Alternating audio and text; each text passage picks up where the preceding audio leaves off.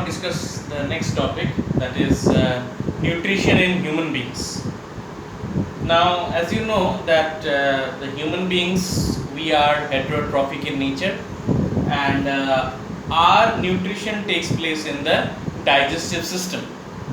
If you see our digestive system, it starts from the mouth and ends at the anus.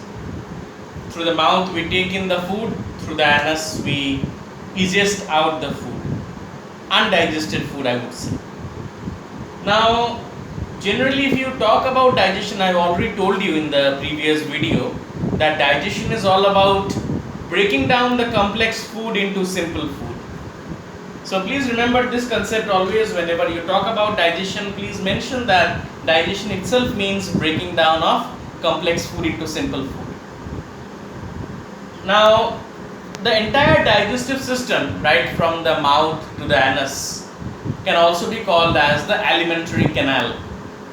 You should always remember this term also, alimentary canal, from the mouth to the anus. Now, we'll see what organs are involved in the digestion. First of all, the mouth. Next is the esophagus, that is just in the throat region. Next you have the stomach, the small intestine, the large intestine, and the anus.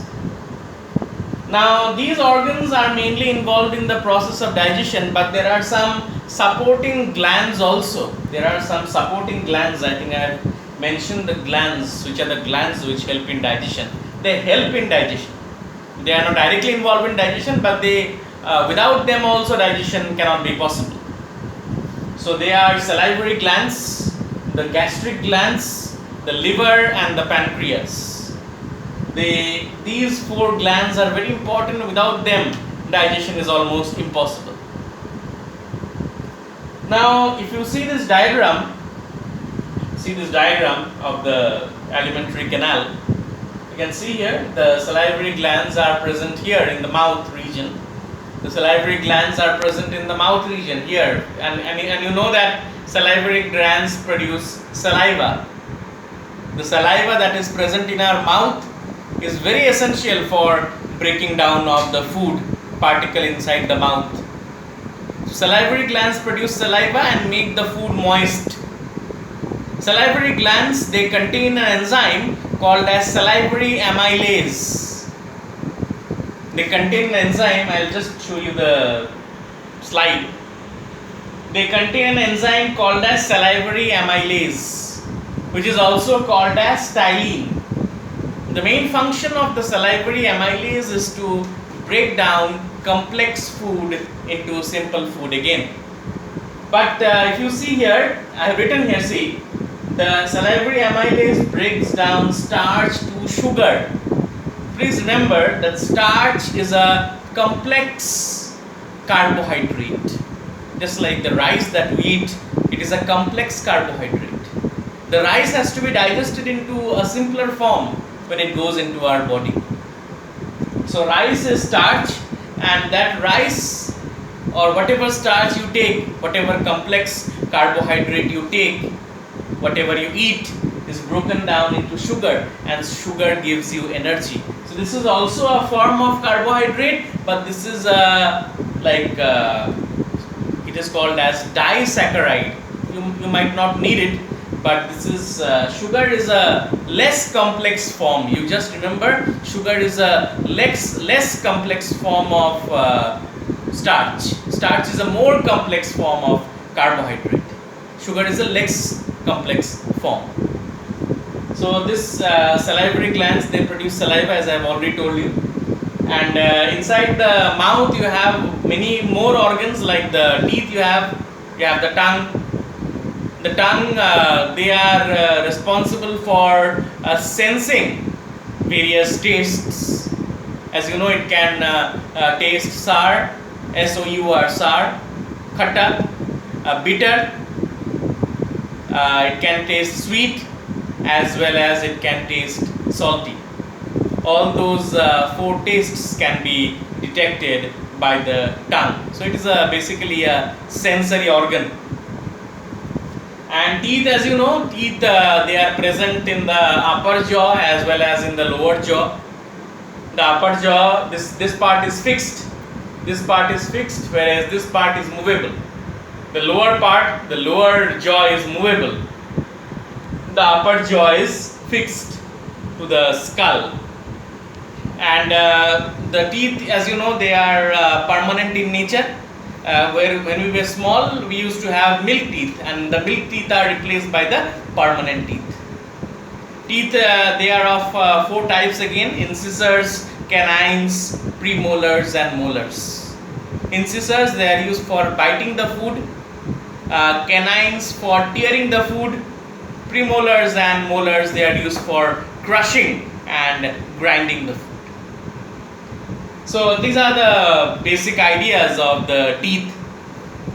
And you can see here starch is getting converted into sugar with the help of salivary amylase. As I have already told you, this is an enzyme that breaks down complex carbohydrate into a simpler form. In the diagram you can see salivary glands, you have the tongue, you have one more area called as the esophagus, as I have already told you. Liver, you have the stomach here. You have one more organ called as the gallbladder. We'll talk about them in detail later. You have the pancreas, you have this is the large intestine, this is the small intestine, and finally you have the rectum and the anus. So this is the entire diagram of the digestive system. Next we will go to the next organ. After the mouth, you have the esophagus in this region. The esophagus, in the lower classes we used to call it the food pipe. In class 7 also you have got about the digestive system, and it was called as the food pipe. Now this esophagus here, the movement of the esophagus is controlled by the brain. The movement of the esophagus, the food that goes down through the esophagus is controlled by the brain. And it is an involuntary function. We don't take the food inside and do it like this and it goes inside our stomach. Once we put the food inside our mouth, everything happens involuntarily. You don't have to do anything. Everything happens automatically. That is called as involuntary action, that is controlled by the brain. Now, once you take the food inside, once the function of the mouth is over, the food is entered inside the esophagus.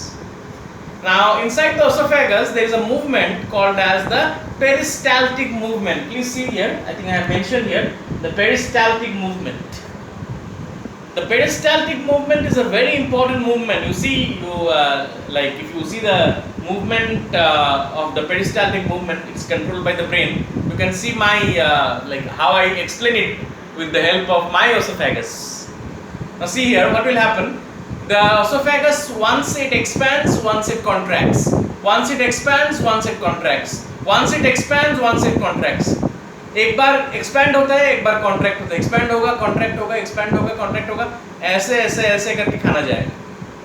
So this expansion and contraction, it is a rhythmic process. Rhythmic process. एक बार expansion, एक बार contraction, एक बार expansion, एक बार contraction.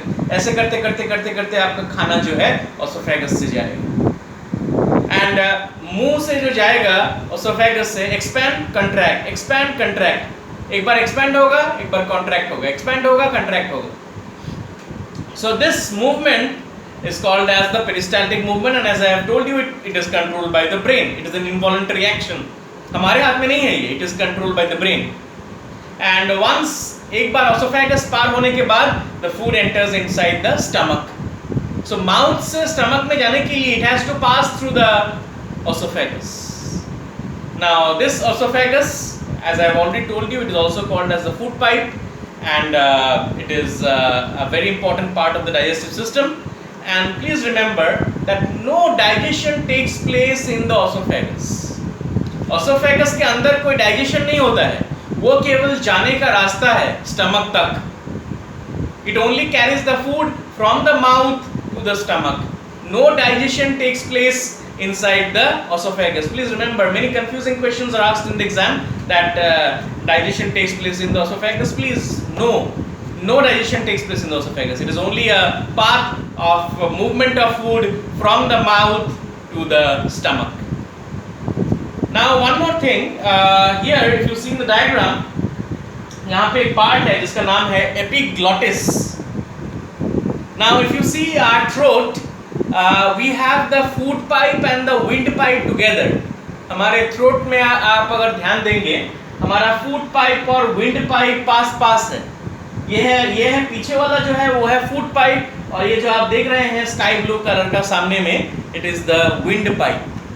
हवा का pipe और खाने का pipe दोनों आसपास है. कई बार आपने देखा होगा, खाना खाते वक्त हम लोग अगर बात करते हैं, खाना विंड पाइप में घुस जाता है तो हमें पानी पीना पड़ता है, हिचकी आती है. सो दिस विंड पाइप, इस विंड पाइप के ऊपर एक कवर लगा हुआ है ताकि खाना वहां पे ना घुसे.